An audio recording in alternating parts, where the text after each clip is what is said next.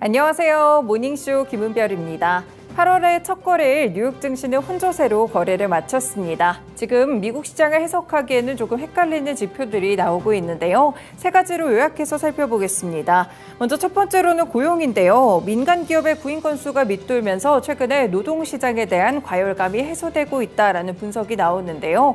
그런데도 불구하고 두 번째로 보시면 제조업 지표의 경우에는 또 부진하게 나오는 모습들이 관측되고 있습니다. 그리고 오늘 시장의 특징에서는요. 또 미국의 10년물 국채 금리 역시나 4%를 돌파하게 되면서 엔캐리 트레이드에 대한 청산 가능성도 또다시 높아지고 있는 구간입니다. 여기에 실적 발표들도 계속해서 나오고 있습니다. 스타벅스도 오늘 실적을 발표했고요. 조금 전에 AMD까지 실적이 나왔는데요. 이번 주에는 애플과 아마존을 포함해서 S&P 500의 구성 종목 가운데 160개 종목들의 실적이 발표되게 됩니다. 과연 이 기업들은 어떤 경기 상황을 나타내게 될지 이 지표들 주시하시면서 오늘도 모닝쇼 출발하도록 하겠습니다. 네, 첫 번째 소식은요. 먼저 이 고용시장과 관련된 내용들로 준비했습니다. 네, 미국 기업들의 6월 구인 규모가 2년 만에 최저 수준까지 하락했습니다. 이번에 미국의 노동부가 현지 시간으로 1일 구인 이직 보고서를 밝혔는데요. 6월의 민간 기업 구인 건수는 958만 건으로 전월 대비 4만 건 감소했습니다. 2021년 4월 이후 가장 적은 숫자의 구인 규모가 나왔다고 보시면 되겠고요. 시장 전망치도 970만 건이었기 때문에 크게 하회한 수치가 나왔습니다. 이렇게 구인과 해고 건수까지 모두 줄어들었기 때문에 과열됐던 고용에 대한 수요가 줄어들었지만 이 기업들이 여전히 기존 직원의 고용을 유지하고 있다는 점도 함께 시사가 됐는데요. 미국 연준은 노동시장의 과열이 인플레이션 고착화를 초래할 수 있다고 보고 현재 고용과 관련된 지표들을 주시하고 있는 상황입니다.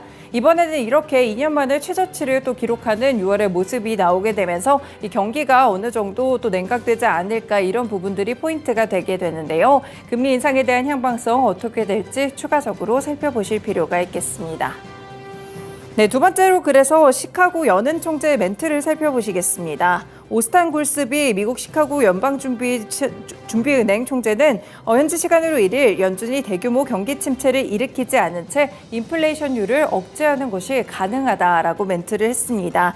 이 골스비 시카고 연은 총재는 언론 인터뷰에서 연준이 대폭적인 경기 후퇴 없이 인플레이율을 저하시키는 궤도에 있다고 언명했는데요. 골스비 총재는 다만 추가적으로 기준금리를 올리지 않고 인플레이율을 떨어뜨릴 수 있는지는 추가적인 데이터에 달려 있다고 말했습니다. 현재 골스비 총재는 실업률이 크게 오르는 일 없이 즉각적이지는 않지만 굉장히 합리적인 속도로 인플레이션율을 낮출 수 있다고 자신했는데요.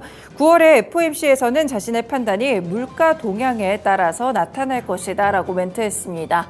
네, 9월에 또 FOMC가 예정돼 있기 때문에 8월 한 달 동안 나오는 경제 지표들을 꾸준하게 예의주시하실 필요가 있을 것 같은데요. 이렇게 시카고 연은 총재의 멘트 자체는 앞으로의 지표에 조금 더 의존하겠다라는 부분들이 계속해서 확인되고 있습니다. 네, 마지막으로는 기업 실적 보시겠습니다. 스타벅스인데요. 스타벅스가 2분기 중국 시장이 회복하면서 두 자릿수대 매출 성장률을 기록했습니다. 2분기 92억 달러 정도의 매출을 기록했다고 밝혔고요. 지난해 같은 대비해서 봤을 때는 12% 성장한 수치였습니다.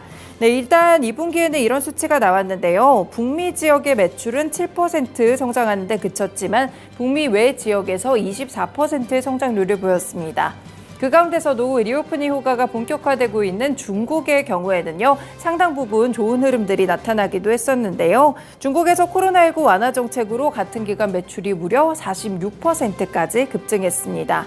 다만 아쉬운 점은 월가의 매출 전망치 92억 9천만 달러에는 미치지 못했다는 점이고요. 주당 이익은 그래도 1달러로 예상치였던 95센트를 웃돌았습니다. 네, 매출과 이익이 조금 다른 지표를 가리키기는 했는데 추가적인 흐름들 스타벅스 주가를 통해서 살펴보시면 되겠습니다. 네, 오늘도 이렇게 세 가지 소식들 먼저 준비해봤습니다. 모닝쇼 본격적으로 출발합니다.